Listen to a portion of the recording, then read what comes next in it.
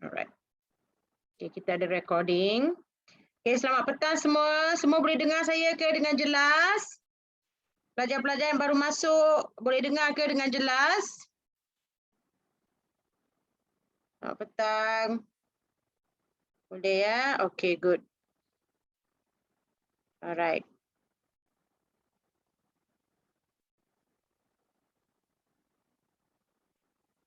Okay, can see and very clear. Okay, good. Alright, okay, dah pukul 5 ke? Okay, tinggal lagi 1 minit lagi. Jemput kawan-kawan kamu yang lain. Siapa yang tak masuk lagi? Share link tu dengan kawan-kawan kamu yang lain. Okay, yang perlukan bantuan ataupun panduan sikit untuk mata pelajaran sejarah ni. Hari ni cuti sekolah kan? Betul tak? Selamat pagi, Chung Yang. Selamat petang, Chung Yang. Chung Yang baru bangun ke tu? Selamat pagi. Dah petang dah pukul 5 dah.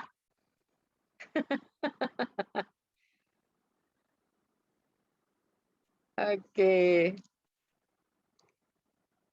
Okey, cuti sekolah buat apa hari ni pagi-pagi?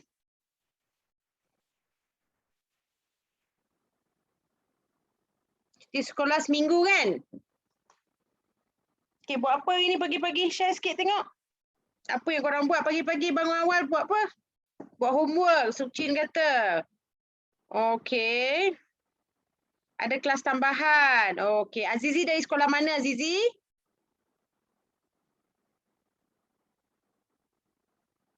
SMK Subang. Okey, rajin sekolah Azizi buat kelas tambahan, bagus. Okey, yang lain buat apa dari pagi tadi? Ada yang baru bangun kot. Pergi seminar. Okey, ada yang pergi seminar baca sejarah. Betul ke Wipin baca sejarah?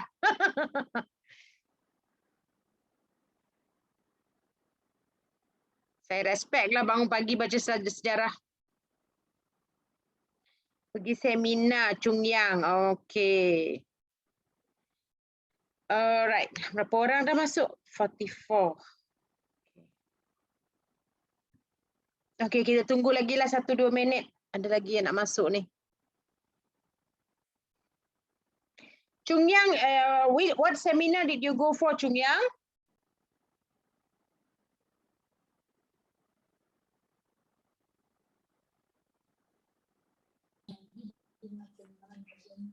Bahasa Melayu. Okey. BM ada seminar pagi tadi. Okey. Seminar tu dibuat. Okey, ada seminar ya. Okey. Good. Alright.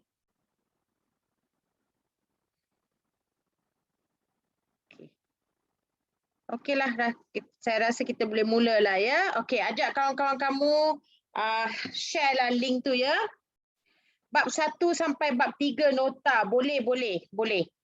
Nanti cikgu akan, kalau tak sempat minggu ni, cikgu akan bagi in the next week class. Okey, bab 1 sampai bab 3. Bab seterusnya pun saya akan bagi. Okey? Yeah, you better join all week so that I can give you all the notes. Okay? All right.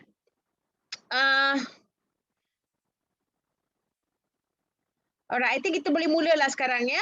Okay, let me share the screen.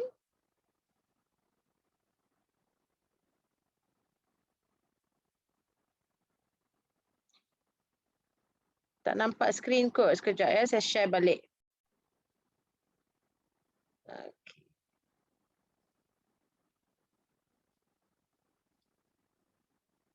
Netflix. Okay, sekejap. Open my file.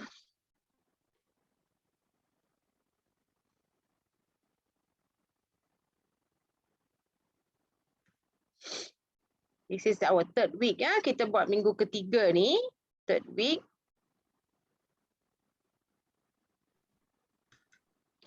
Okay, nampak tak? Nampak tak slide dia kelas? Anyone can reconfirm with me? Nampak ke tak? Nampak Okey. So saya letak slideshow. Okey, bila saya letak slideshow saya tak akan nampak awak punya chat so kalau ada apa-apa nanti kalau saya masuk chat tu saya kena keluar balik dan share semula. So kadang-kadang ada gangguan sebegitu So just try to hang on with it lah Okay, let me put in the slideshow. Okay. Okay, kelas. So hari ni, okay, last week, minggu lepas, cikgu dah 2 minggu lepas, sorry. Pelajar-pelajar yang baru masuk this week ada kot pelajar-pelajar baru. Okay, but anyway, minggu yang pertama cikgu dah discuss tentang cara-cara membuat soalan struktur, kan? Okay, minggu kedua which is last week, cikgu dah discuss macam mana nak buat essay. Okay, so minggu ni pula cikgu nak discuss bagaimana nak buat objektif. Okay, objektif tu pun ada, okay, cara-cara teknik-teknik kita nak buat objektif tu. Okay, so I'm going to start with the objective. Selepas kita buat soalan objektif tu, macam mana nak menjawab soalan objektif, cikgu akan share bab 4 hari ini. Bab 3 cikgu tak share. Okay, hari ini cikgu pilih bab 4, especially dalam topik Malayan Union. Okay, topik Malayan Union tingkatan 4, bab 4. Okay, alright, so kita start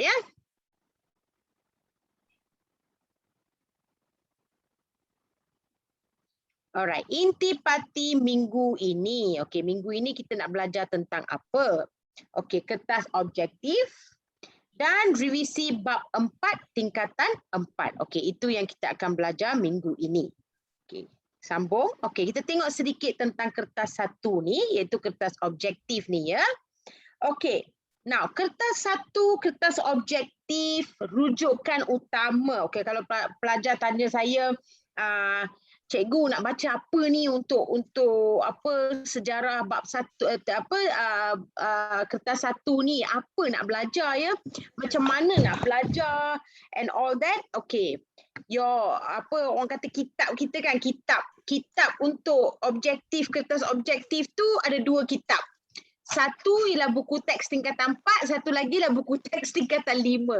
Kamu memang tak boleh lari daripada tu. Okay, kamu memang tak boleh lari daripada bahagian tu. Okay, so memang rujukan utama buku teks tingkatan 4 dan 5.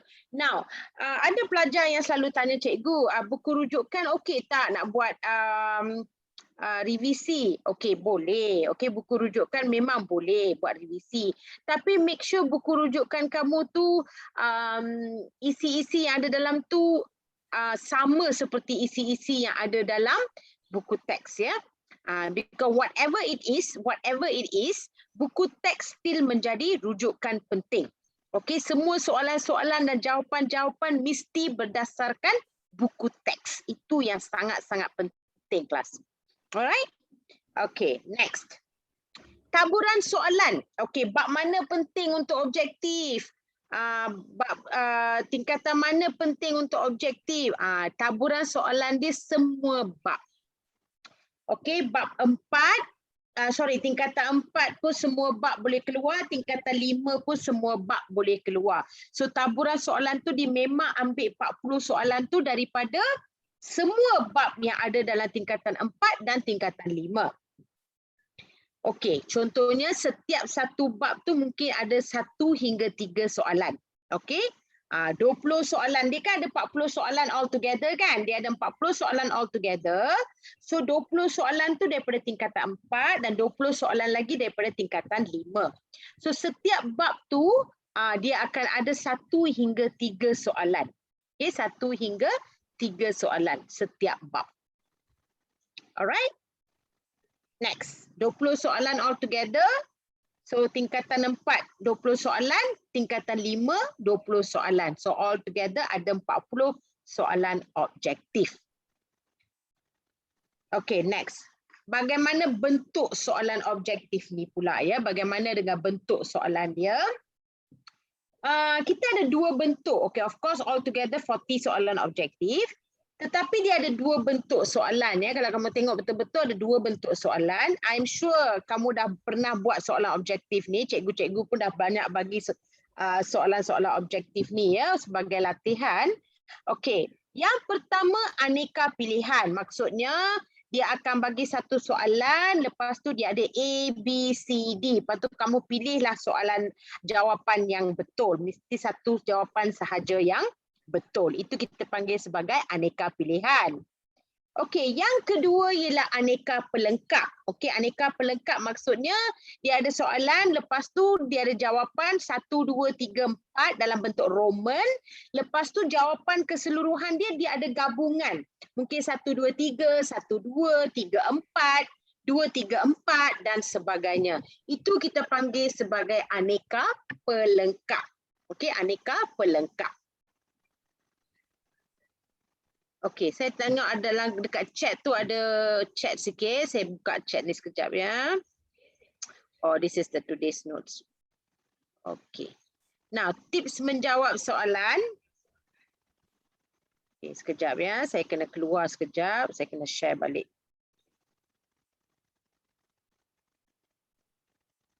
Okey, sementara tu awak boleh tengok ya dekat chat area tu ada nota untuk hari ini ya. Apa yang slide hari ini lah, slide hari ini ya. Okey, tips menjawab kertas objektif. Okey, ini adalah tips-tips dia kelas. Okey, awak tak perlu nak tulis, nanti saya dah bagi dekat organizer tadi. Awak boleh ambil slide ni daripada sana ya. Okey, tips untuk menjawab kertas objektif ni ialah fokus pada kata kunci. Itu ada satu tips. Okey, satu tips ialah fokus pada kata kunci. Nanti cikgu akan jelaskan tips-tips ni dengan lebih mendalam lagi ya. So the first one is fokus pada kata kunci. So nantilah cikgu jelaskan. Okey, kita tengok dulu tips dia semua. Yang kedua, penyingkiran pilihan jawapan. Okey, penyingkiran pilihan jawapan.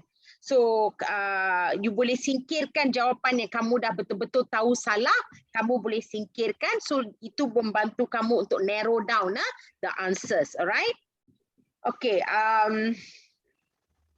tips yang ketiga ialah persamaan isi dalam soalan dan jawapan. Itu adalah tips yang ketiga, nanti cikgu terangkan satu-satu. Dan tips keempat ni keseimbangan taburan jawapan. Okey, taburan jawapan tu selalunya seimbang. A tu berapa, B tu berapa, C tu berapa. Selalunya dia tak lari banyak. Katalah A 10, B 10, macam itulah lebih kurang. Okey. So ada 4 tips ya untuk menjawab kertas objektif. Lagi sekali, tips pertama fokus pada kata kunci. Tips kedua penyingkiran pilihan jawapan. Tips ketiga persamaan isi dalam soalan dan jawapan. Dan tips keempat adalah keseimbangan taburan jawapan. Okey. Yang keempat ni kamu hanya lihat lepas kamu dah habis semua 40 soalan tu lah. Baru kamu boleh tengok yang keempat ni. Tapi cikgu tak nak tekankan sangat yang nombor 4 ni. Okey. Cikgu akan tekankan tips 1, 2 dan 3. Okey. Alright. Kita masuk. Yang kelima ni tiada pilihan 3 kali berturut-turut. Ini sebenarnya cikgu ambil dari salah seorang guru yang telah buat video di YouTube.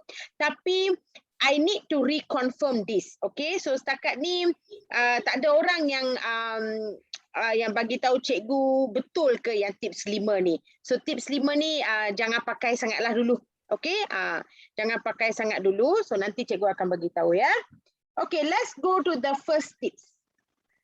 Okay, tips yang pertama yang cikgu sebut tadi ialah fokus pada kata kunci. Okay, tengok ni betul-betul ya macam mana nak jawab salah satu tips ya untuk soalan objektif. Okay, now kenapa cikgu bagi tips-tips ni? Apa sebenarnya masalah kamu dalam soalan objektif ni? Okay, sebelum cikgu berteruskan dengan tips ni, cikgu tanya dululah.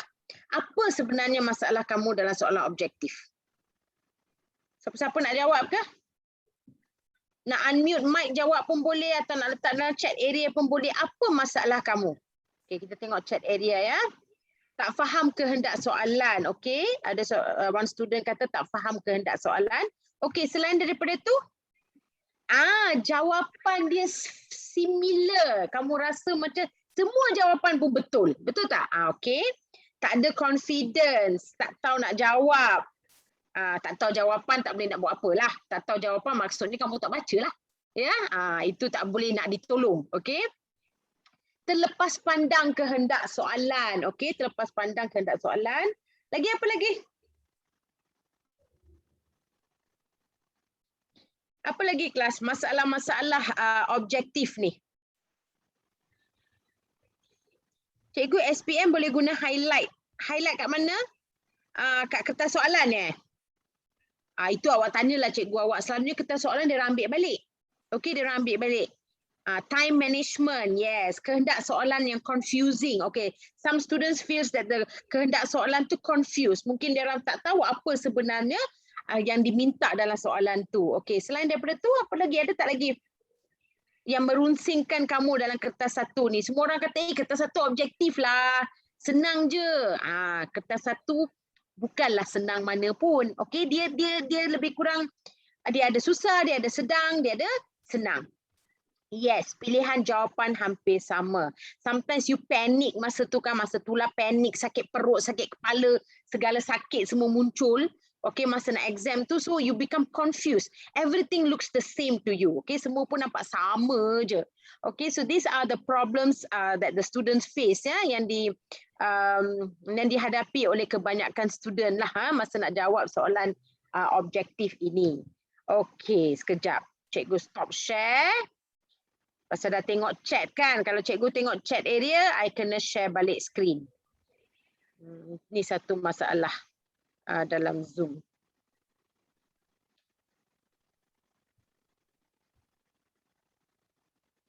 Okey, sekejap Kita tengok kepada tips yang pertama.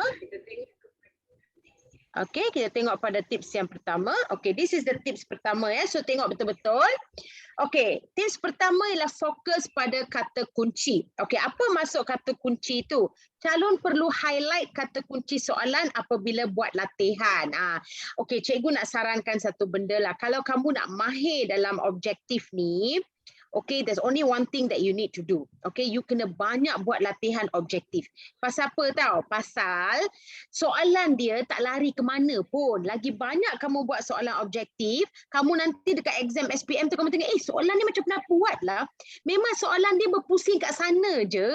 Kat mana lagi dia nak lari? Dia tak lari mana pun. Soalan dia berpusing kat sana je. So you will become very familiar with the question and the answers. Okay, so it is very important untuk kamu buat latihan objektif ni. Jangan lupa. Buatlah berapa set yang boleh. Okay, berapa set. Okay, kamu kena plan lah 1 minggu tu berapa kali kamu belajar sejarah. Okay, katalah 2 kali kamu belajar sejarah atau buat ulang kaji sejarah. Dalam 2 kali kamu buat ulang kaji tu, cubalah habiskan 2 set soalan objektif sejarah. Kalau kamu boleh buat macam tu, saya memang guarantee kamu dapat A lah. Okay, so it's all a matter of planning Planning kena plan macam mana kamu belajar nanti. Okay, alright. Okay, coming back to the highlight. Okay, salah satu cara bila kamu buat latihan ini bukan masa exam tau, ini masa buat latihan. Okay, masa buat latihan, calon perlu highlight kata kunci soalan apabila buat latihan. Apa kebaikan dia? Okey, bila kamu selalu highlight, highlight apa yang diminta, lepas tu kamu jawab. Lepas tu kamu mark. Okey, bila kamu selalu buat macam tu, kamu asyik highlight benda yang sama je, kebaikan dia, benda tu akan berulang dan kamu senang nak ingat. Oh, soalan ni saya pernah buat. Okey, ini highlight dia. Okey, saya tahu. Okey, ini jawapan dia. So, kamu senang nak ingat. Itu satu tips yang cikgu boleh bagi tahu. Okey, kita tengok contoh soalan Okey, katalah contoh soalan dia, apakah tujuan rancangan buku merah? Okey, now, apa pelajar kena buat ialah kamu highlight perkataan buku merah tu.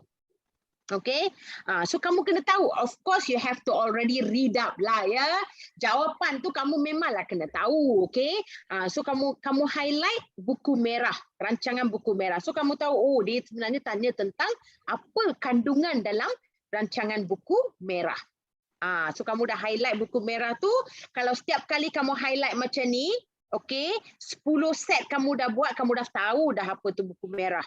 Okey, lepas tu buku merah ni lepas tu kamu dah banyak kali buat kan, kamu dah ingat dah, oh buku merah ni memang tentang pembangunan. Okey, tentang projek pembangunan. So terus kamu boleh cari. Okey, cari jawapan yang tentang projek pembangunan, highlight jawapan itu. So bila kamu highlight soalan, okey, kata kunci dia dan highlight jawapan ni, masa kamu buat latihan, okey, so lagi banyak kamu buat latihan macam ni, kamu highlight soalan, kamu highlight jawapan. Kamu highlight soalan, kamu highlight jawapan. Okey, bila kamu highlight macam tu, dia dah macam pairing tau. Buku merah pembangunan. Kamu dah dalam kepala kamu dah masuk dah. Okey, dah masuk kat dalam tu, dah simpan dah kat dalam kepala kamu. Oh, kalau buku merah memang tentang pembangunan. So, kalau soalan ni keluar dalam SPM, kacang putih lah untuk you all. Okey, dah tahu dah, oh buku merah, oh saya ingat saya highlight buku merah, saya highlight pembangunan. Automatically your otak will, keluarkan balik jawapan tu. Faham tak? Ini adalah tips yang pertama. But tips ini kamu kena buat masa latihan. Bukan masa exam. Faham? Okey, masa exam kamu dah kena pro dah. Faham tak bahagian ni? Okey, ada siapa-siapa nak suruh cikgu ulang? Okey, this one is on, you have to do this, do it now. Now, okey, maksudnya dari hari ini startlah buat macam tu untuk latihan objektif. Okey, katalah tak dia tanya apa-apa soalan. Apakah maksud perang saraf? Contohnya lah. Okey, apakah maksud perang saraf? Okey, gariskan perang saraf, gariskan jawapan yang betul. Highlight perang saraf, highlight jawapan yang betul. So kamu dah boleh pair dia. Okey, dia ada pasangan dia. Oh, perang saraf ini pasangan dia. Buku merah ini pasangan dia. So kalau kamu dah biasakan macam tu, dalam kepala kamu pun nota tu dah masuk dah. Okay, anyone? Any question on this? Okay, sekejap ya. Saya just scroll. Okay, Brian cikgu sorry saya rush dalam kelas. Okay, tak apa Brian, no problem. Cikgu jenis apa objektif cikgu program? Okay, now past year question is, ni ada satu pelajar ya, dia direct message dekat saya. Dia tanya buku jenis apa yang saya recommend untuk soalan objektif. Okay, bukunya tak kisah, but past year question is a must to do. Kalau saya memang akan buat soalan-soalan tahun-tahun lepas. It's a must. Okay, kalau saya memang wajibkan pelajar saya buat. Okay, soalan tahun-tahun lepas. Sangat membantu kelas. Sangat membantu. And then I have another question. Cikgu boleh tanya, sekejap ya, dah roll ke atas dah. Isaac tanya, cikgu boleh tanya contoh set soalan objektif, boleh cari dari mana? You can get books, okay, of course, I think sekarang pun kamu masih boleh beli buku dari online, and then kamu cari dalam ni, dalam Google, you type under Bumi Gemilang, okay, kamu type like koleksi soalan-soalan tahun lepas, okay, Bumi Gemilang, okay, kamu type Bumi Gemilang, dia akan keluar semua set-set soalan-soalan tahun lepas. Tapi memang tahun-tahun sebelumnya ni bukannya KSSM macam kamu, okay, you are the first batch of KSSM, tapi kebanyakan topik like topik Malayan Union semua dulu pun dah ada dah. Dalam silibus lama pun memang ada Malayan Union. Okay, so soalan-soalan tu masih boleh digunakan. Okay, and okay, ada lagi soalan. Ya, ada bab yang sama dengan KBSM. Yes, memang ada bab yang sama dengan KBSM. Nasionalisme, all that memang KBSM pun ada. Tapi KBSM nasionalisme dalam tingkatan 5, kamu belajar tingkatan 4. Malayan Union KBSM belajar tingkatan 5, kamu belajar tingkatan 4. So ada. Okay?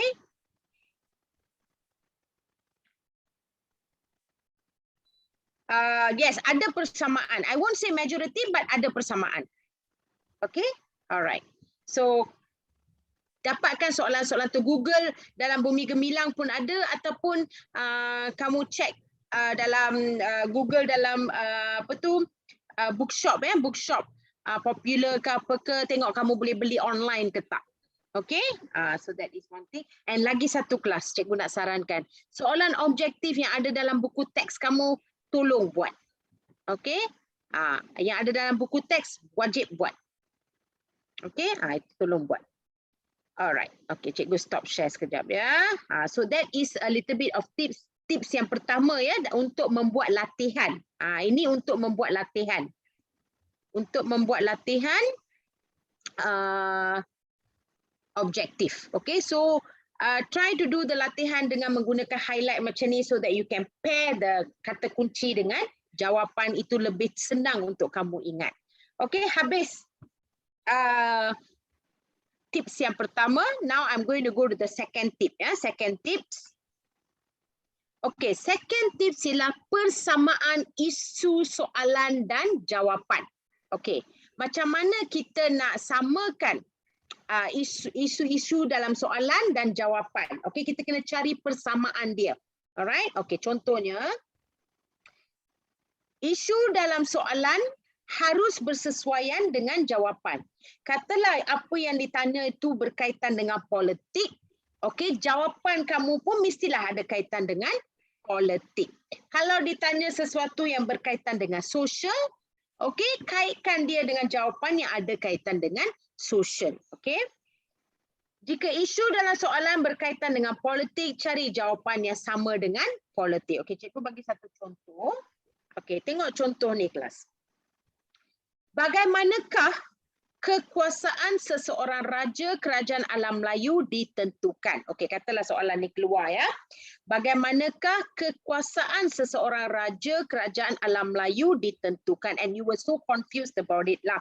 So what you need to do is, kamu kena fikirkan. Okey, yang ditanya kat sini ialah kekuasaan seorang raja. Okey, now kekuasaan seorang raja ni isu apa kelas? Adakah dia isu politik, isu ekonomi atau isu sosial? So kamu kena tahu tu dulu.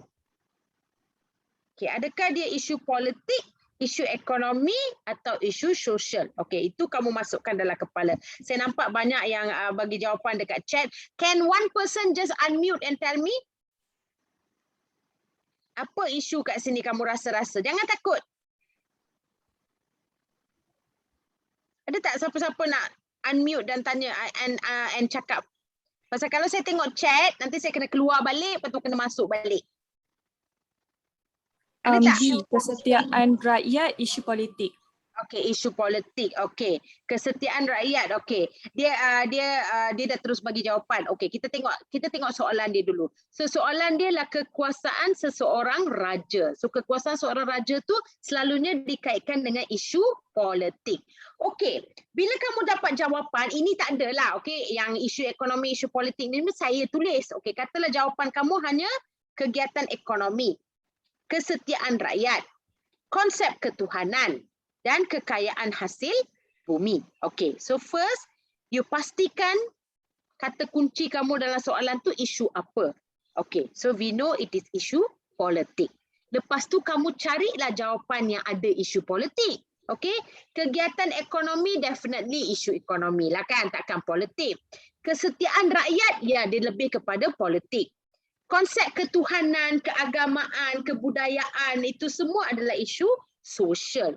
Yang keempat ialah kekayaan hasil bumi, okey, berkaitan dengan wang, okey, kekayaan hasil bumi, perdagangan, itu semua adalah isu ekonomi.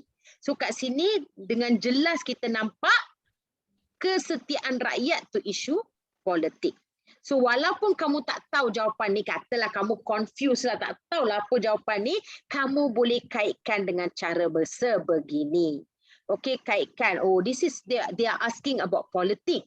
So if they are asking about politics, obviously jawapan dia pun mestilah berkaitan dengan politik. So kamu boleh kaitkan. So dengan tu kamu akan jawablah B, okay, sebagai jawapan yang betul. Okay, class, are you clear with this? Okay, saya tengok chat area. Okay, ramai orang kata isu politik. Okay, good. Okay, are you clear with this cara menjawab sebegini. Okey, ini membantu kamu bukan masa buat latihan, latihan pun boleh tapi also in your exam. Okey, tengah-tengah exam tu pun kalau kamu confused, you can use this method. Okey, cara sebegini untuk dapatkan jawapan dia. Okey, cuba gunakan cara sebeginilah. Okey, kaitkan dengan isu dia. Okey, katalah soalan dia berkaitan dengan ekonomi, kamu carilah jawapan yang berkaitan dengan ekonomi. Kalau soalan ada dua jenis isu politik, macam mana tu Wei Ping? Can you give me an example? Okay, katalah soalan tu dua jenis isu politik. So if the answer they are looking for is also isu politik, so you kena cari isu politik lah. Okay, selalunya dia gunakan soalan dengan jawapan mesti isu yang samalah selalunya. But it all depends on the kehendak soalan. Okay, any other questions on this? Ini kalau kamu betul-betul tak tahu, confused, alah yang mana satu ya jawapan dia, saya tak ingat apa semua, awak bolehlah gunakan teknik sebegini. Okay, tak ada soalan lain Okay, saya stop share sekejap. Oh, ada.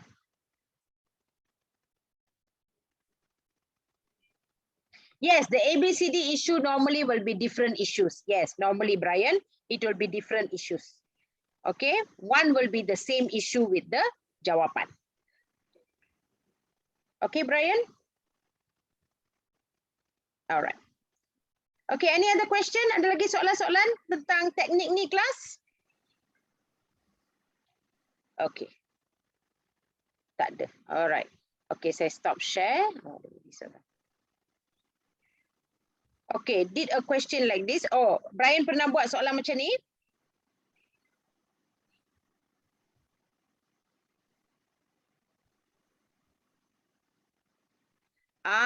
Okay, katalah if A and B, okay, Brian ada satu question kan, saya faham question dia. Katalah ada dua, okay, soalan dia ialah isu politik, okay. Tapi dalam soalan jawapan tu ada dua isu politik. So awak kena choose satu. Okay, when it comes to that, you have to be more alert on what the answer is going to be. Okay, itu awak kenalah perhatikan betul-betul yang mana yang lebih sesuai. Okay, okay, yang mana yang lebih sesuai. Alright, of course that is a challenge. Alright, okay. Okay, saya stop share sekejap. Itu adalah cara ataupun teknik yang kedua. Okay, sekarang kita akan masuk kepada teknik ketiga.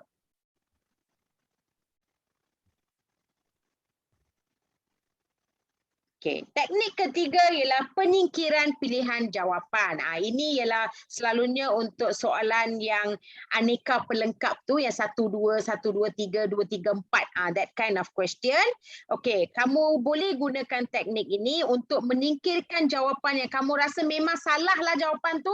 Kamu confident lah salah satu soalan jawapan tu memang salah, kamu boleh singkirkan. Bila kamu singkirkan, apa yang berlaku ialah skop pilihan jawapan kamu tu boleh dikecilkan. Okay, I'm sure your teacher would have taught you this also. Okay, skop pilihan jawapan kamu tu boleh dikecilkan, so lebih senang untuk kamu dapat jawapan yang betul. Okay, contohnya macam ni ya. Contohnya macam ni. Apakah faktor-faktor penyerahan Sarawak oleh Charles Wyner Brooke kepada kerajaan British pada 1 Julai 1946. So kat sini dia tanya apakah faktor-faktor. Okay. What is the faktor-faktor? Okay, yang menyebabkan Charles Wyner Brooke ni menyerahkan Sarawak kepada kerajaan British. Lepas memerintah Sarawak selama 100 tahun ya, keluarga Brooke memerintah Sarawak almost around 100 years. Okay, after that mereka telah menyerahkan Sarawak ni kepada kerajaan British pada 1 Julai 1946. So apakah faktor-faktornya? Of course this one you should know a little bit of the fakta lah. Kamu kena tahu. And then kalau kamu rasa yang mana salah tu kamu singkirkan. Okey, kat sini boleh tak seorang tolong unmute the mic lepas tu cakap dengan saya mana kamu rasa salah? Kat mana kamu rasa salah? Yang mana kamu rasa jawapan yang salah kita nak singkirkan? Cuba. Kekukuhan pertahanan. Kukuhkan pertahanan. Okey, okey. Ada adik kita seorang kata kukuhkan pertahanan tu salah ya. Okey, jom kita singkirkan ini. Okey. Kukuhkan pertahanan tu salah. Okey, kelas. Now, number 2 you already know confirm wrong. Okey, kalau kamu dah tengok nombor 2 ni confirm wrong, kamu tengoklah kat sini. Okey, ni ada nombor 2 ni salah. Sini pun ada nombor 2, so ini pun salah. So sekarang kamu punya jawapan dah narrow down, okey, dah skop kecil, 1, 4 atau 3, 4. So kalau kamu tengok kat sini 1, 4 atau 3, 4, maksudnya jawapan 4 ni confirm betul. Betul tak kelas?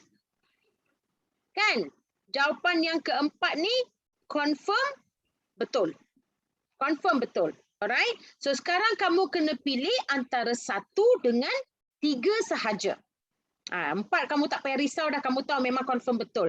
So kamu kena pilih either kekangan kewangan atau menggalakkan pelaburan. So pelajar should have some knowledge about this lah, that will help. Tapi katalah kamu langsung tak tahu tentang ni, use logic lah. Use logic. Apa agaknya? Kenapa Charles Wennerbrook tu terpaksa bagi kerajaan Sarawak yang besar tu pada British? Maksudnya mungkin keluarga Brooke ni ada masalah lah. Pasal tu dia nak bagi kat British. So yang mana kamu rasa yang lebih orang kata apa, lebih sesuai jawapan dia? Anyone? Bagi tahu? Kekangan kewangan ke menggalakkan pelaburan?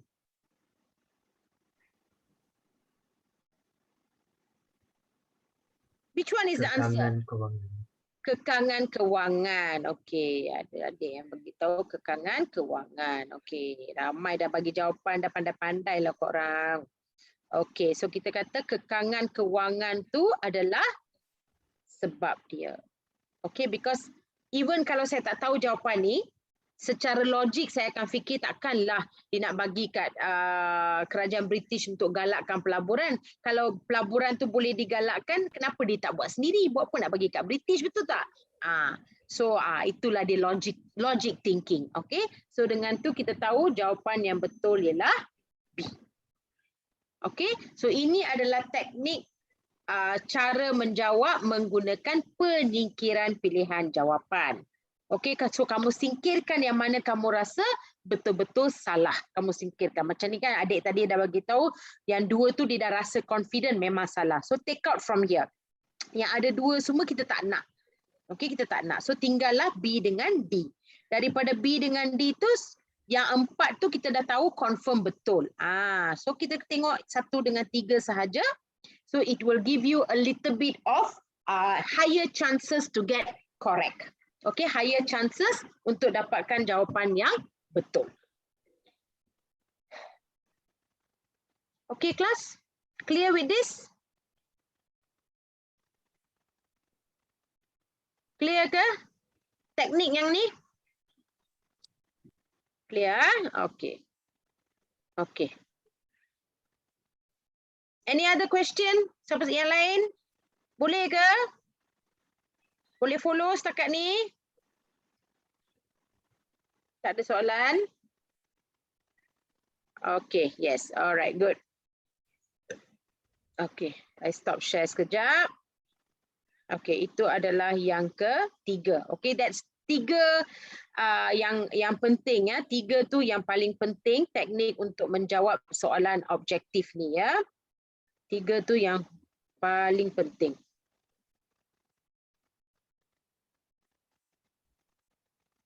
Okay, so ingat ya yang nombor 1 tadi kata kunci. Okay, kata kunci, highlight kata kunci, highlight jawapan.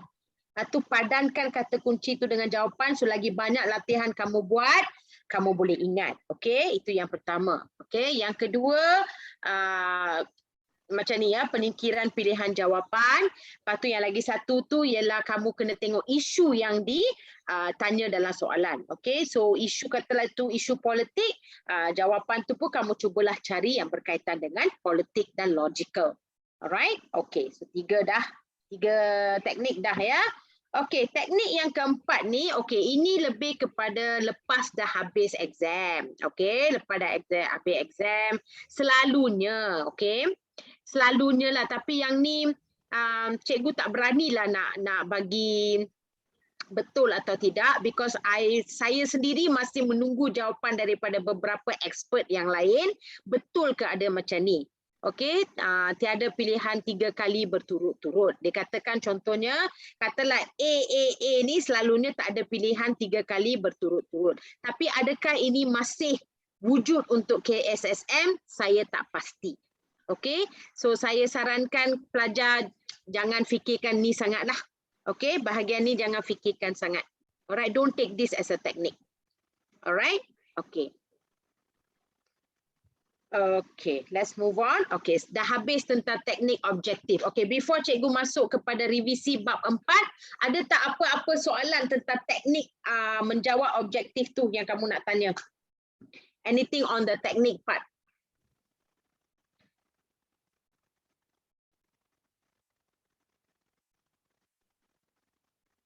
Okay, kalau tak ada,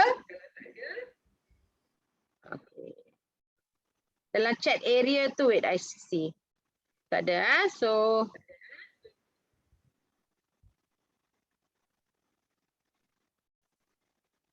okay, so kalau tak ada, then we will continue with bab seterusnya. So untuk minggu ni cikgu pilih bab 4. Okay, bab 4. Because I want to concentrate on masalah kebat. Okay, Wipin, the masalah kebat, are you talking about essay or struktur?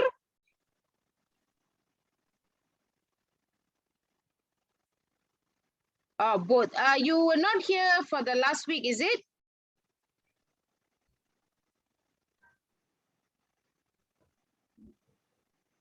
Wipin, sorry, can I see the chat in a while? Okay, I will. Orang kata apa? You ask me this question at the end of the class. Okay, nanti I akan terangkan. Because I already dah explain tentang soalan-soalan kebat ni, macam mana cara menjawab soalan kebat untuk struktur dan juga essay 2 minggu lepas. Okay, so later you can just ask me back, ya. Okay, let me just go through with this bab ini dulu. Okay, bab 4 tingkatan 4. Okay, ini adalah tentang era peralihan kuasa British di negara kita, ya. Okay, so while I go through this bab ni pun saya tak ambil sepenuhnya, saya ambil subtopik sahaja pasal tak sempat. Dan while I do this subtopik, saya juga akan buat soalan dia yang berkaitan dengan topik tu, ya. Okay, kita tengok the first one. Saya ambil 4.2, gagasan Malayan Union. Okay. Malayan Union for me is the important topic, ya. Masa KBSM dulu pun Malayan Union ni merupakan satu topik yang sangat penting. Dah sering keluar dalam SPM. So that is why I'm taking this topic. Okay. Now, gagasan Malayan Union, apa sebenarnya Malayan Union ini? So, gagasan Malayan Union diperkenalkan di Tanah Melayu bagi menggantikan BMA, British Military Army, ya. British Military Army ni masuk balik ke Tanah Melayu selepas Tanah Melayu diduduki oleh Jepun. Okey, bila Jepun dah keluar, sebelum British masuk, dia hantar dulu BMA ni. Okey, British Military Army untuk jaga negara kita. Lepas tu baru British masuk semula. Alright? So masa itulah mereka telah memperkenalkan this word ataupun term Malayan Union. Now, British berhasrat agar Malayan Union akan melicinkan sistem pentadbiran, meningkatkan ekonomi, mengukuhkan pertahanan dan mengekalkan orang asing sebagai sumber tenaga kerja di negara kita pada masa itu. Okay, so British dia ada plan besar lah tentang Malayan Union ni, macam mana nak kukuhkan kuasa mereka di negara kita dengan memperkenalkan Malayan Union. Okey. Nah, masalahnya, adakah Malayan Union ini dipersetujui oleh orang-orang di negara kita? pemimpin-pemimpin kita, raja-raja kita, rakyat pada masa itu. Adakah mereka setuju dengan gagasan Malayan Union ini atau tidak? Okay, that's the question. Okay, latar belakang Malayan Union. Unit perancang tanah Melayu yang diketuai oleh Major General Ralph Horn diberikan tugas untuk merangka satu bentuk pentadbiran baharu di tanah Melayu dan dikenali sebagai Malayan Union. Setiausaha tanah jajahan British pada masa itu iaitu George Henry Hall, ni gambar handsome dia kat tepi ni. Okey, beliau telah membentangkan rancangan ini di Parlimen British pada 10 Oktober 1945. Dia buat satu pembentangan yang hebatlah tentang Malayan Union ni, macam mana mereka nak kukuhkan kuasa British tu di negara Melayu, di negeri kita pada masa itu. So beliau telah George Henry Hall ni telah membentangkan dia orang punya rancangan lah bagaimana Malayan Union ini boleh diperkukuhkan di tanah Melayu dan mesti berjaya according to this George Henry Hall. Okey. Rancangan Malayan Union telah diisytiharkan dalam warta kerajaan dan dikenali sebagai Kertas Putih, okey, Kertas Putih 6274. Alright, itu. Lagi satu selalu juga dalam soalan objektif keluar tentang kertas putih ni ya. So awak kalau okey, ini satu contoh untuk highlight kata kunci ya. Katalah keluar kertas putih, lepas tu kamu cari jawapan apa tentang Malayan Union. So you kaitkan kertas putih dengan Malayan Union. Sudah lekat dalam kepala kamu. So kalau keluar kertas putih, itu ada kaitan dengan Malayan Union. So that is how you kaitkan, highlight ya. Okey, dalam kertas putih tersebut, British akan mengambil alih pemerintahan tanah Melayu dan menubuhkan sebuah pentadbiran berpusat di bawah jajahan British. So that is what it is written clearly dalam kertas putih itu, bagaimana British akan ambil balik tanah Melayu selepas Jepun keluar daripada tanah Melayu. Okey, so all that details telah ditulis dalam kertas putih tersebut. Ni dia contoh kertas putih ni, gambar dia. Okey, kertas putih 6274. Malayan Union and Singapore. Okay. Okay. Unit perancangan tanah Melayu dibentuk di London pada bulan Februari 1943. Rancangan Malayan Union pun telah dibentangkan di Parlimen British. Persatuan Pelajar Melayu Britain telah menghantar memorandum bertarikh 25 April 1945. Okay. Persatuan Pelajar Melayu tak begitu setujulah dengan Malayan Union. Memorandum ini meminta supaya hak kewarganegaraan di tanah Melayu tidak mengikut prinsip jus soli. Okey, ini adalah satu bentuk penentangan yang telah dibuat oleh warga tanah Melayu pada masa itu. Mereka tak setuju dengan rancangan yang ada dalam Malayan Union. Salah satu ciri dalam Malayan Union ialah hak kewarganegaraan itu mereka gunakan cara jus soli.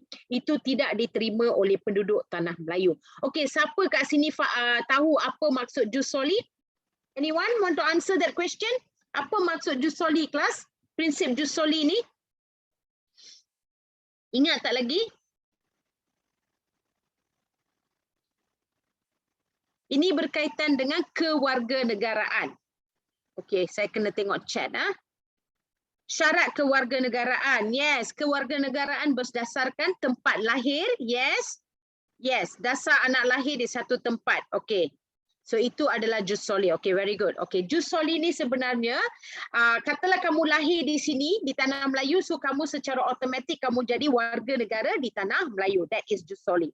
Okey, tapi that prinsip itu kurang disetujui oleh kebanyakan rakyat di tanah Melayu kerana mereka takut tanah Melayu akan diambil oleh warga asing. Okey, warga asing, because as long as you're born in tanah Melayu, kamu terus dapat kewarganegaraan. So itu merupakan satu problem lah untuk penduduk tanah Melayu pada masa itu. Okey, so memang ramai yang tak setuju dengan prinsip jus soli. Okay, let me just share this again. Okay, so that was an issue masa itu ya. Malayan Union tidak dipersetujui oleh orang-orang Melayu. Salah satu sebabnya ialah disebabkan oleh prinsip jus soli tersebut. Okay, kita continue. Okay, latar belakang Malayan Union lagi. Okay, Tan Cheng Lock dan Persatuan China seberang laut menghantar memorandum kepada British berkaitan dengan masa depan tanah Melayu. Kertas Putih 6274, rancangan Malayan Union disiarkan dalam warta kerajaan. Okay? So once the rancangan dah siap, dia siarkan dalam warta kerajaan. Malayan Union dilaksanakan di Tanah Melayu pada 1 April 1946. Okay, that's when Malayan Union telah secara rasmi telah ditubuhkan di Tanah Melayu, walaupun ada banyak tentangan. Okay, coming to Kertas Putih itu. Okay, Kertas Putih 6274 telah membentangkan 13 perkara yang terkandung dalam Malayan Union. Okay, apakah ciri-ciri yang ada dalam Malayan Union? 13 perkara yang telah diluluskan oleh Parlimen British. It is stated very clearly in the Kertas Putih. Dan dibentangkan di London pada 22 Januari 1946.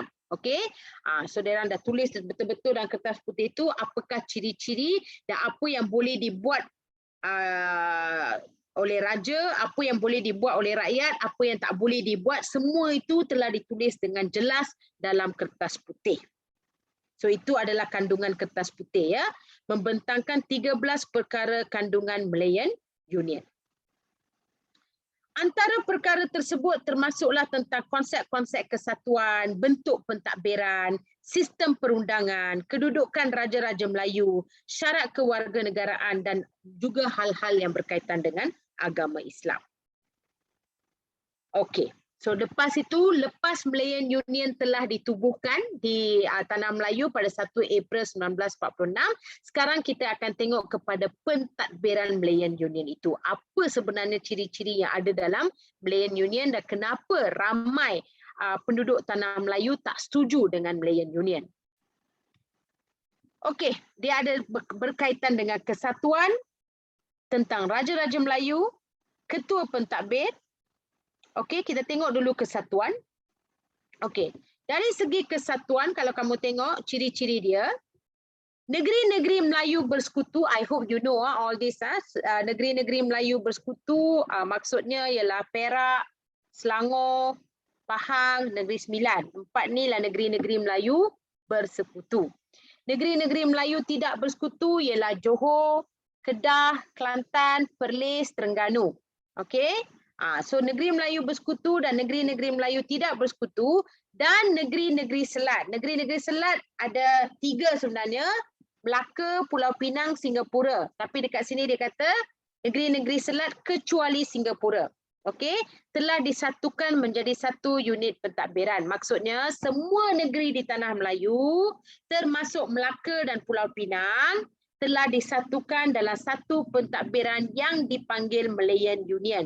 Singapura telah diasingkan. Okey, Singapura, pentadbiran Singapura telah diasingkan. Alright, itu apa maksud dia dari segi kesatuan. Okey, dari segi Raja-Raja Melayu pula. Okey, apa pula syarat dengan Raja-Raja Melayu? Sultan menjadi ahli majlis raja-raja yang hanya membincangkan soal agama Islam dan adat istiadat Melayu sahaja. Maksudnya Raja-Raja Melayu ni dah tak ada kuasa penuh dalam pentadbiran. Mereka hanya menjadi ahli dalam ahli majlis raja-raja dan they will only look into agama Islam dan juga tentang adat istiadat Melayu sahaja. Mereka tidak boleh campur tangan dalam pentadbiran. Keseluruhan pentadbiran Tanah Melayu telah diambil oleh British dalam bentuk Malayan Union. Okey. Okey, dari segi ketua pentadbir pula, siapa ketua pentadbir dia? Okey, Malayan Union diketuai oleh seorang Governor British. Okey, yang dilantik oleh Raja England. Okey. So the whole Malayan Union dia ada satu governor dan governor itu dilantik oleh raja di England. Okay, so that is how the scenario of Malayan Union. Okay, Majlis Eksekutif dan Majlis Perundangan Malayan Union dibentuk di bawah kawalan Pesuruhjaya Tinggi British. So even the Majlis Eksekutif dan Majlis Perundangan ni semua dah tak ada kuasa dah. Semua itu dipegang oleh Pesuruhjaya Tinggi British. Okay, next kita tengok dari segi kewarganegaraan. I was telling you about Jus Soli kan? Apa maksud kewarganegaraan Jus Soli? Okay, Kewarganegaraan melalui prinsip jus soli menjadi asas kewarganegaraan Malayan Union. Seluruh rakyat yang dilahirkan di tanah Melayu dan Singapura diiktiraf sebagai warga Malayan Union. Maksudnya, okey, bila kamu lahir di tanah Melayu atau di Singapura, you automatically jadi warga negara tanah Melayu dan Singapura. Tak kira bangsa. Okey, tak kira bangsa, tak kira kaum. Okey, that is what we have until today lah. Okey, itu satu. Mereka yang berumur 18 tahun dan ke atas serta bermastautin selama 10 hingga 15 tahun akan diberi kewarganegaraan juga. Maksudnya, katalah you tak lahir kat sini, tapi kamu berumur 18 tahun ke atas dan kamu dah datang ke sini dan kamu bermastautin, maksudnya tinggal menetap. Okey, tinggal menetap di sini 10 hingga 15 tahun kamu tinggal menetap kat sini, tak balik kampung kamu balik, tak balik ke negara asal, memang duduk kat sini 10 to 15 years, you also automatically will be given the citizenship. Kamu juga akan menjadi kewarganegaraan tanah Melayu. Itu adalah syarat kedua dalam prinsip jus soli. Okey, mereka yang berumur kurang daripada 18 tahun, okey, tapi dia orang kurang daripada 18 tahun, tapi ibu bapanya merupakan warga negara, turut diberikan kewarganegaraan. Kalau kamu kurang daripada 18 tahun, tapi mak bapak kamu memang warga negara di sini, so automatically kamu pun akan mendapat kewarganegaraan. Ini adalah beberapa syarat prinsip jus soli. Okey, any question kelas setakat ni?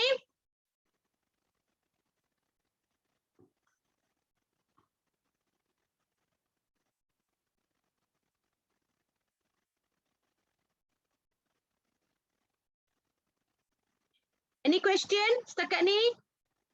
Tentang saya ada sikit tak faham. Okey, Isaac, apa dia yang bahagian tak faham tu? Apa yang kamu tak faham?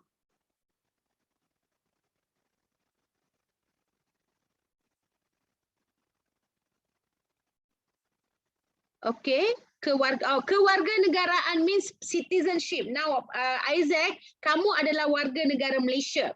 You have your IC, right? IC itu menunjukkan kamu warga negara Malaysia. And why kamu jadi warga negara Malaysia? Kerana kamu lahir di sini. Okay, so you have the citizenship. In English, we call it as citizenship. Okay, so when British buat datang ke tanah Melayu dan mereka mengadakan this prinsip Malayan Union, so mereka telah tukar kewarganegaraan kepada jus soli. So yang saya sebut tadi itu semua adalah prinsip-prinsip yang jus soli yang telah digunakan dalam Malayan Union.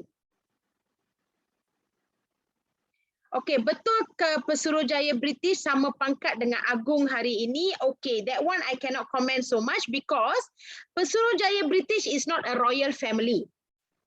Okey, Pesuruhjaya Tinggi British ialah satu jawatan yang agak tinggi. Okey, just like Governor, tapi Pesuruhjaya Tinggi British tu lebih tinggi sikit daripada Governor.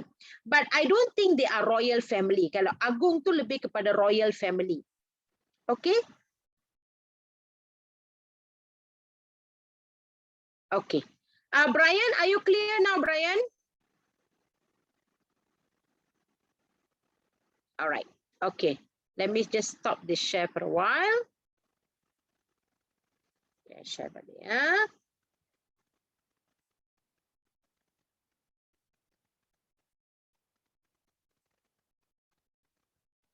Yep.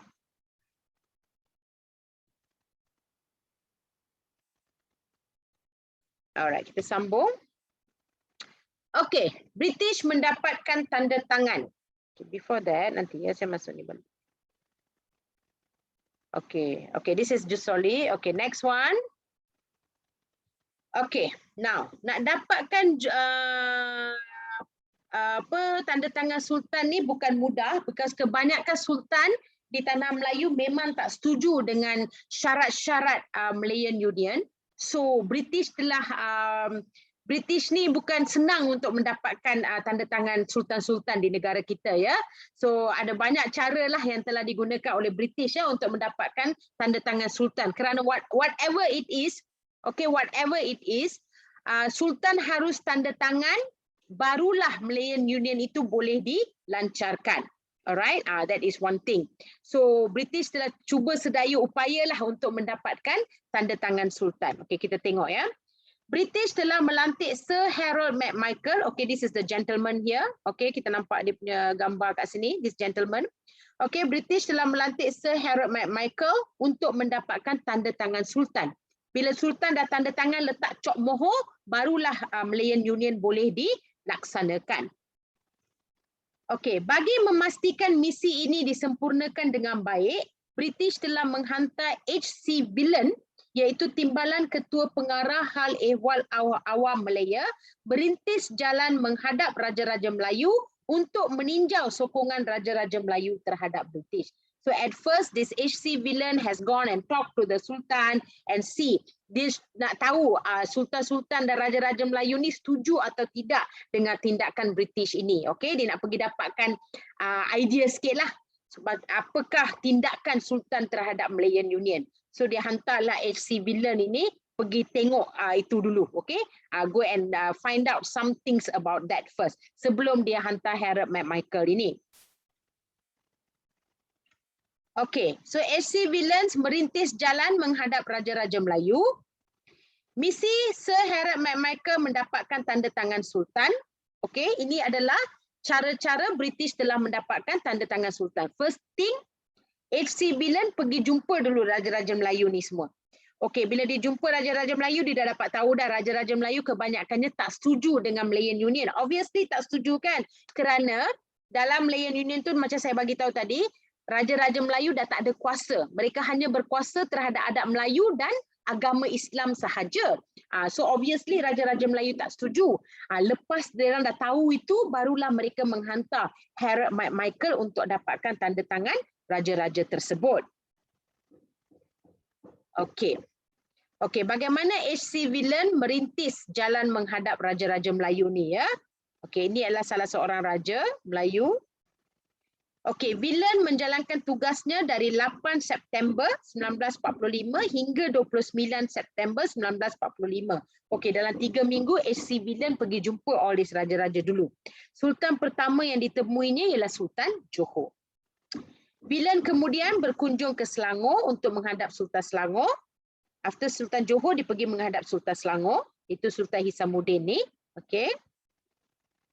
Rombongan Villen seterusnya menghadap Sultan Kedah. So he went to every state untuk berjumpa dengan Sultan untuk dapatkan feedback. Okey. Okey, kemudian beliau menemui Said Hussein, Setiausaha Kerajaan Perlis dan menghadap Raja Perlis, lepas tu pergi ke Sultan Perak. Dan pada 23 September 1945, beliau telah menghadap Yang di-Pertuan Besar di Negeri Sembilan pula. Lepas tu beliau telah pergi ke Sultan Pahang. So from here we can see H.C. Villen telah berjumpa dengan kebanyakan, ke semua sultan boleh dianggap ke semua sultan di tanah Melayu. Seterusnya Villen menemui Datuk Jaya Perkasa Cik Datuk Omar, Menteri Besar Terengganu sebelum menemui Sultan Ali. Akhir sekali Villen sampai ke Kelantan dan menghadap Sultan Kelantan. Okey, dalam laporannya, after dia dah pergi jumpa semua sultan-sultan ni, okey, dalam laporannya beliau mempunyai keyakinan yang tinggi bahawa Raja-Raja Melayu akan menyokong British dengan menandatangani perjanjian Malayan Union. So bila dia pergi jumpa semua-semua sultan ni, laporan terakhir dia, okey, dia boleh buat satu konklusi. Dia kata dekat British, dia kata dia ada confident yang Raja-Raja Melayu ni walaupun mereka tak begitu setuju dengan Malayan Union, tapi mereka akan lambat laun mereka akan masih bersetuju dan akan menandatangani perjanjian Malayan Union. Okey, itulah research yang telah dibuat oleh H.C. Villen. Alright. Pada setiap pertemuan dengan Sultan, Villen berusaha memastikan sokongan Raja-Raja Melayu untuk menandatangani perjanjian. So bila H.C. Villen jumpa Sultan, dia cuba memaksa Sultan untuk bersetuju dengan ciri-ciri Malayan Union tersebut. Dengan ini, misi Villen telah memudahkan tugas McMichael. So bila Villen telah berjumpa dengan semua sultan-sultan ini, sultan-sultan pun dah tahu dah tentang Malayan Union. VC Milan pun dah bagi tahu apa ciri-ciri Malayan Union dan kind of force them, okay, macam paksa jugalah sultan-sultan ni menerima Malayan Union. Ini telah memudahkan tugas McMichael. So after VC Milan dah balik, so McMichael boleh terus pergi berjumpa dengan raja-raja di situ dan mendapatkan tanda tangan dengan lebih senang. Okay, now kita tengok pula bagaimana dengan misi Sir Harold McMichael pula ya. Okay, pada 11 Oktober 1945, McMichael iaitu wakil kerajaan British tiba di Port Swettenham. Port Swettenham tu ialah Port Klang ya, dulu kita panggil Port Swettenham, Selangor, dengan menaiki kapal royalist. Okay, dia datang ke sini. Lepas tu beliau ditemani oleh A.T. Newbold sebagai jurubahasa, pasal beliau memang tak tahu bahasa Melayu kan. Nak bercakap dengan Sultan, so dia ada jurubahasa dia. Cara yang dirintis oleh villain ternyata tidak menepati harapan wakil kerajaan British McMichael. Okay, walaupun villain kata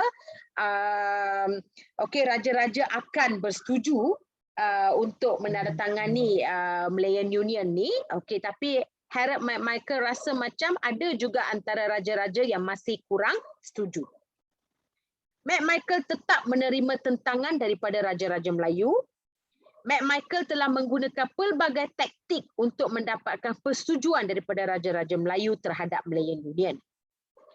So dalam tempoh 2 bulan dia ada kat sini, beliau berjaya mendapatkan tanda tangan persetujuan 9 orang raja-raja Melayu. Dia gunakan banyak taktik untuk mendapatkan atau memaksa raja-raja ini untuk menandatangani perjanjian Malayan Union. Alright.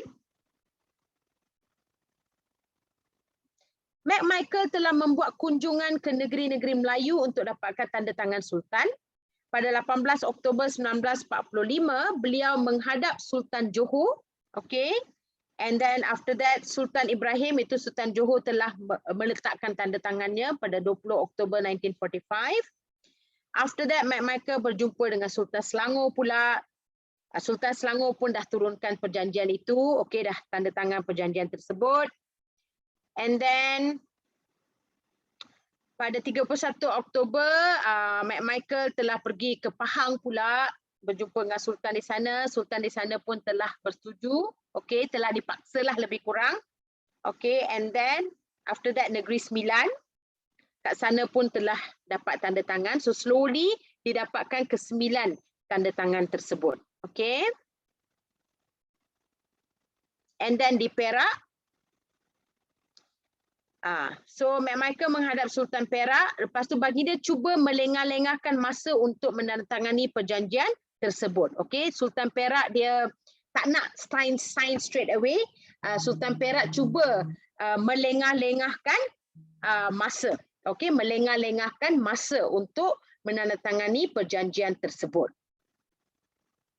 Namun begitu, baginda akhirnya terpaksa menurunkan tanda tangan. Walaupun dilengah-lengahkan, Sir Harold McMichael telah memaksa baginda dan akhirnya baginda terpaksa menandatangani perjanjian tersebut. Okey. And then after that, he went to Kedah. Okey, dalam pertemuan tu berlaku perdebatan antara kedua-dua pihak. Okey, McMichael dengan Raja Kedah. So baginda bertegas enggan. Okey, Sultan Kedah sebenarnya tak nak sign tentang Malayan Union. Walau bagaimanapun pada 2 Disember McMichael berjaya mendapatkan tanda tangan tersebut juga. Okey. And so on. Lepas tu baginda telah pergi ke Perlis. Okey, Kelantan, dan beliau mengugut untuk tidak mengiktiraf raja-raja Melayu yang enggan menurunkan tanda tangan. So at last, McMichael telah menggunakan teknik mengugut raja-raja ini. Okey, dia kata kat raja-raja ni, kalau kamu tak menantangani, so dia takkan iktirafkan raja-raja itu sebagai sultan negeri tersebut. So they have no choice but to sign the document.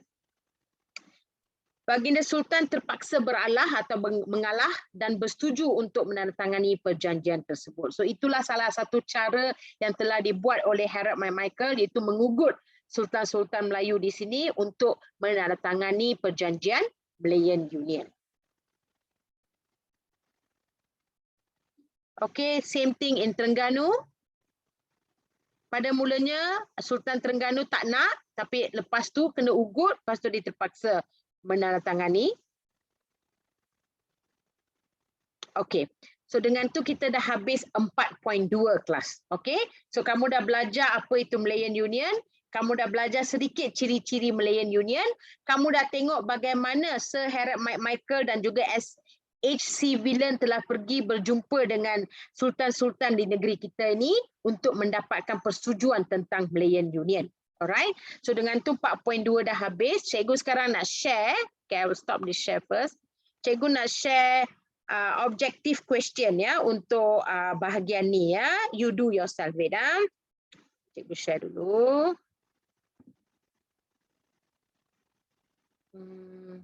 Sekejap.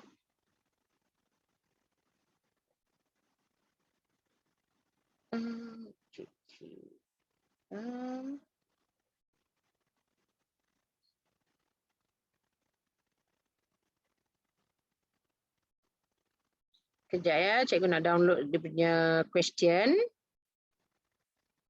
Ni objektif saja ya, kita buat ada dalam 10 soalan objektif, cikgu nak kamu cuba buat.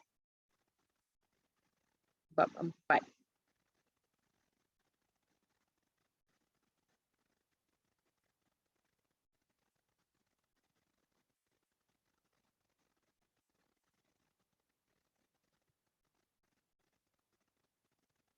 Okay. Okay, now I share. Okay, nampak tak soalan dia kelas? Nampak tak?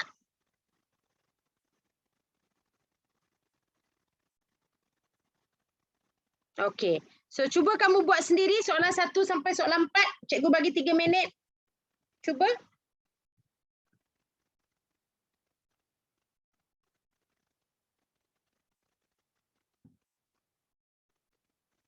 Okay, kamu buat sendiri. Lepas tu kamu simpan jawapan dia. Soalan 1 sampai soalan 4. Okay. Cikgu bagi 3 minit ya.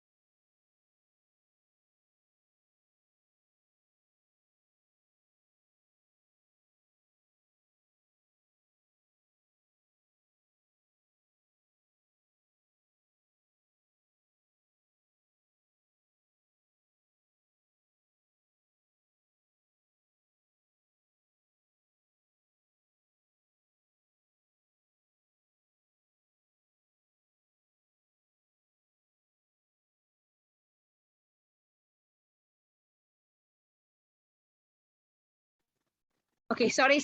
I forgot I muted. Okay, kita cuba soalan 1 ya kelas. Apakah nama pentadbiran X? Okay, saya tengok jawapan kamu kat sini. Kalau kamu nak unmute and tell me the answer is also okay. Okay, apa jawapan untuk soalan nombor 1? Okay, ramai kata, ada kata A, ada kata C. Okay, tengok baik-baik dulu. Dia kata pentadbiran X tu ialah bertujuan memulihkan keamanan. British belum masuk lagi. Okay, maksudnya Jepun dah keluar dari tanah Melayu dan sebelum British masuk, dia nak memulihkan keadaan tu dulu. So apa pentadbiran X yang ada pada masa itu? Yes. Jawapan dia C, betul. Pentadbiran tentera British. Okay, so jawapan dia C, kelas. Okay, jawapan dia ialah C. Soalan 1, jawapan dia C. Okay, okay, now we go to soalan kedua. Dalam Malayan Union, Raja-Raja Melayu berperanan sebagai apa? Baru je kita belajar tadi. Dalam Malayan Union, Raja-Raja Melayu berperanan sebagai apa? Okey, ramai sebut B. Yes, betul. Ahli Majlis Raja-Raja sahaja. Maksudnya mereka hanya look into hal-hal agama dan hal-hal adat bersam Melayu. Betul, B the answer. Okey, soalan ketiga. H.C. Villen dan Sir Harold Michael mendapatkan tanda tangan Raja-Raja Melayu terhadap Malayan Union secara apa? Apakah cara yang telah digunakan oleh H.C. Villen dan Sir Harold Michael? Ini kita boleh gunakan teknik mengisihkan atau mengasingkan yang salah. So kamu boleh guna teknik macam tu. So do you think British will merayu? I am so confident British takkan merayu. So I confident nombor 3 tu salah. So kalau nombor 3 salah, C pun salah, D pun salah. Okay, so tinggal 1 dan 2, 1 dan 4. And you know number 1 confirm correct. Okay, number 1 confirm correct. So it's either 2 atau 4. So adakah ugutan paksaan atau ugutan diplomasi? That is how you gunakan cara penyingkiran jawapan. Okay, apa jawapan kamu?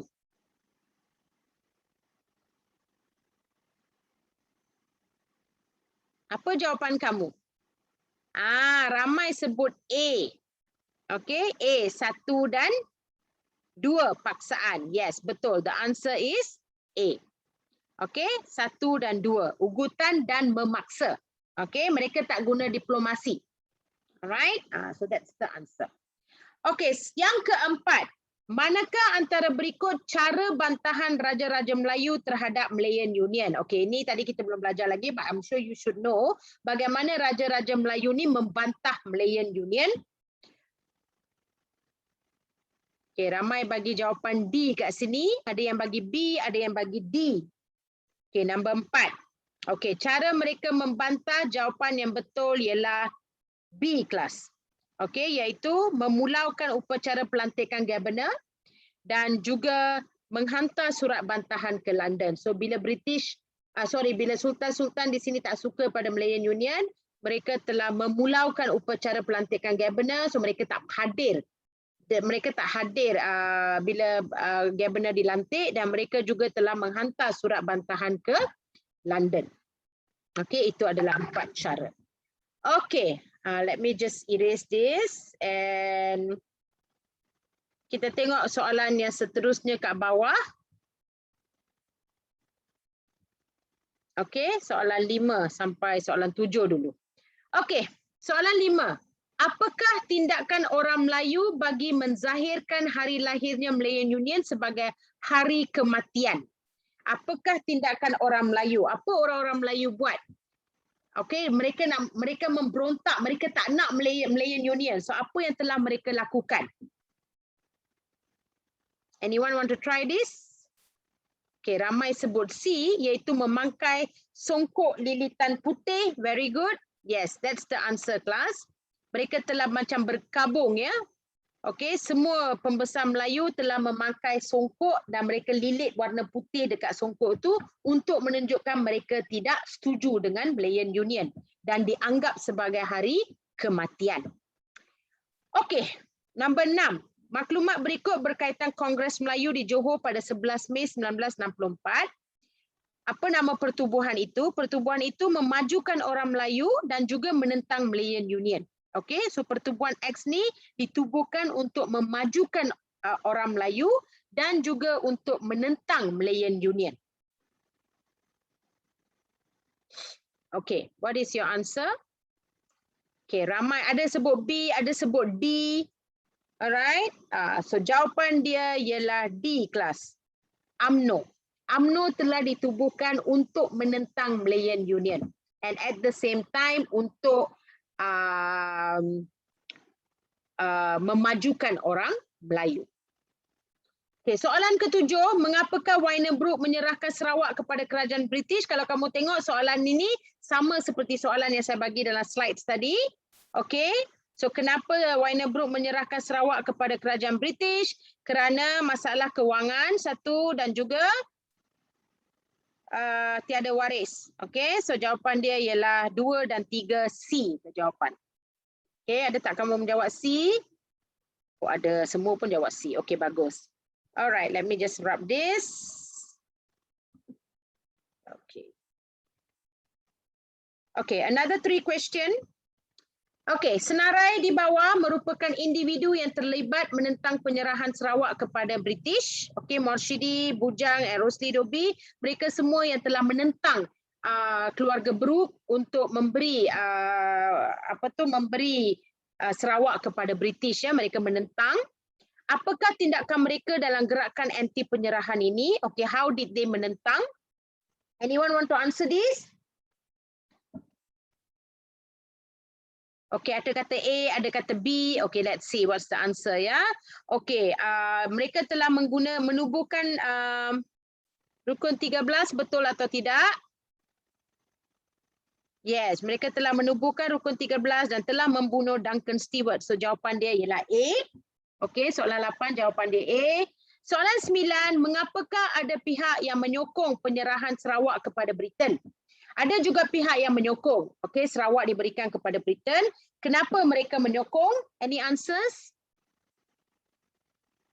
Nombor 9? Any answers untuk nombor 9? Okey, ramai sebut B.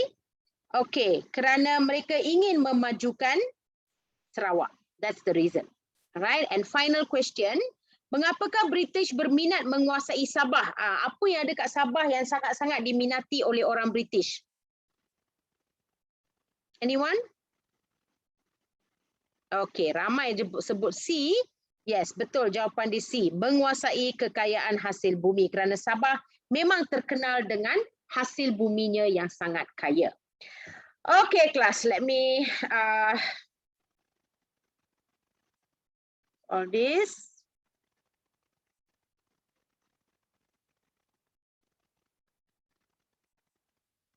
Okay, can I start? I will stop this share. Saya share balik my slides tadi. Okay, kalau kamu tengok slide saya kelas, ada lagi lepas 4.2 tu saya ada buat 4.3, ada sedikit tentang 4.3, itu bagaimana penduduk tempatan telah menentang apakah reaksi mereka terhadap Malayan Union. Okay, saya dah letak dalam, okay, I think the organizer dah letak dalam chat area kamu boleh tengok slides ni. Okay, saya nak pergi terus kepada salah satu soalan struktur yang saya dah buat kat sini, ya, untuk bab ini. Okay, bab ini, okay, ini ada satu contoh soalan struktur. Okay, the first question, apakah tujuan British memperkenalkan Malayan Union? Ini dia dah 2 markah, kalau 2 markah awak bagilah 2 isi.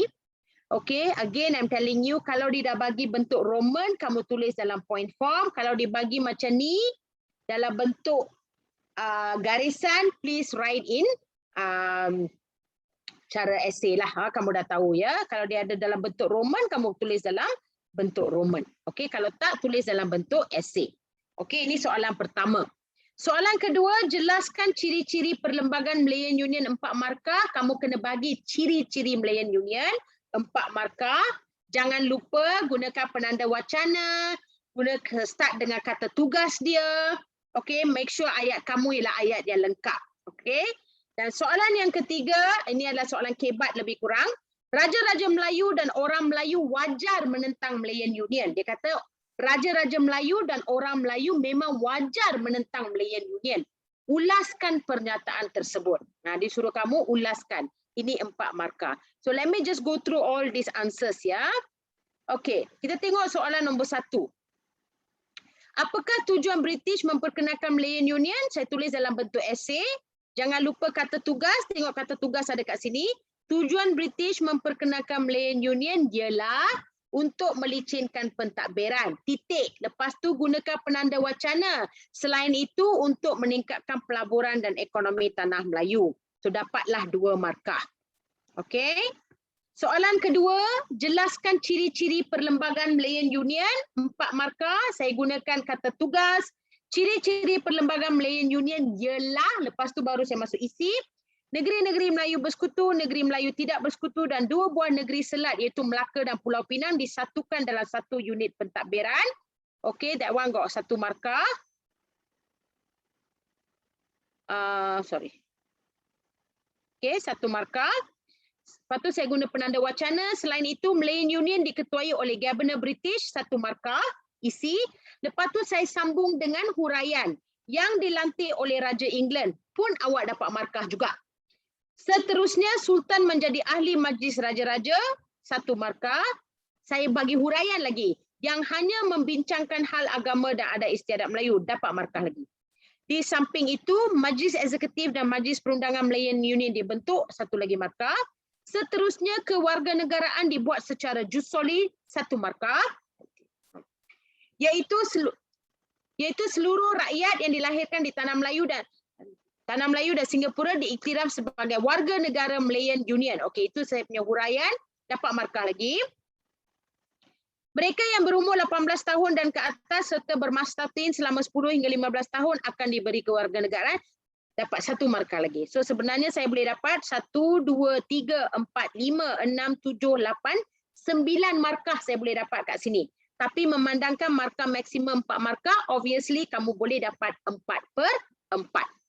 Okay, any question bahagian ni kelas? Ini semua saya dah terangkan dulu kan? Minggu lepas semua saya dah terangkan macam mana nak buat ni. Are you clear so far? Untuk 2 soalan ni?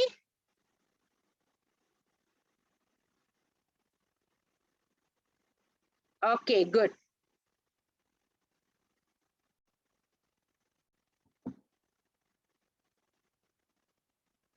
Clear? Okay. Alright, sekarang kita pergi kepada yang soalan ketiga tadi tu, soalan ulasan. Okey, sekejap. Okey, soalan ulasan. Okey. Saya padam ni dulu. Okey, soalan ni soalan kebat 4 markah.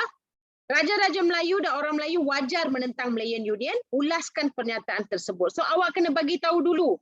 Okey? Awak kena bagi kata tugas dulu.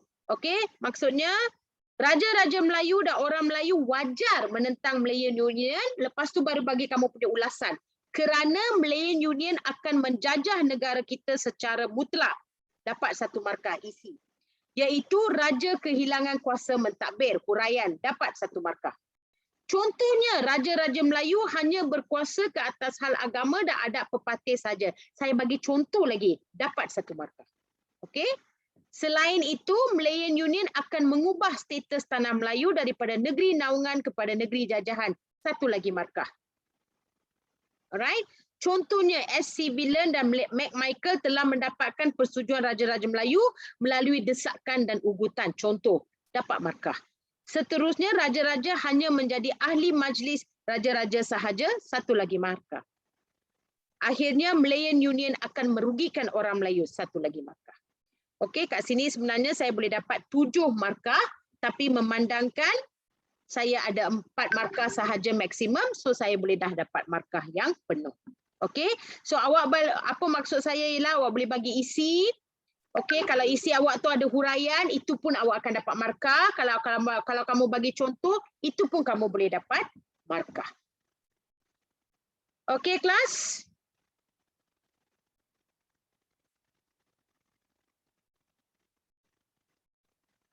Okey, Hosiok got a question here. Cikgu, mengapa negeri-negeri selat buku teks kata 2 iaitu Pulau Pinang dan Melaka, tetapi bab 3 form 5 kata 3. Okay, you must understand, Hosiok. Okay, negeri-negeri selat memang ada 3. Okay, negeri-negeri selat ada 3 iaitu Melaka, Pulau Pinang dan Singapura. Okay, ada 3. Tapi yang masuk Malayan Union hanya 2 sahaja, iaitu Pulau Pinang dan Melaka. Singapura diasingkan. Okey, Hosiok? Okey, ada lagi soalan? Sekejap ya.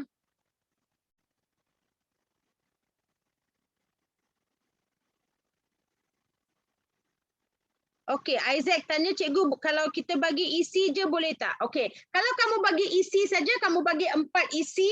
Kalau isi itu penuh, lengkap, ada kata tugas yang betul, ayat dia lengkap, ada penanda wacana, dan kalau isi itu logikal, memang boleh dapat markah. Tapi cikgu selalu galakkan kamu bagi lebih daripada 4 isi. Okay, just in case one goes wrong, at least you have another extra. Okay, Isaac? Okay, teacher, would they wrong cross right in soalan struktur? I don't understand that question. Would they wrong cross? Wrong cross right. I don't understand that question, Wepin. Maybe you can make it easier for me to understand.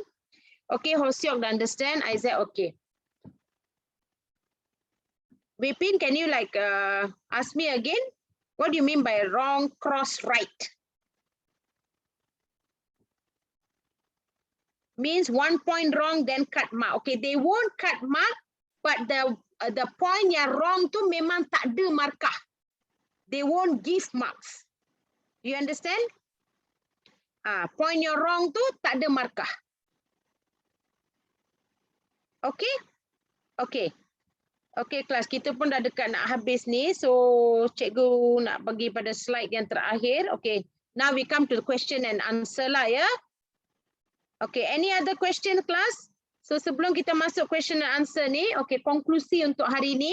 Cikgu dah ajar kamu bagaimana nak tengok soalan objektif. Ada 3 hingga 4 teknik kamu boleh gunakan untuk membuat soalan objektif.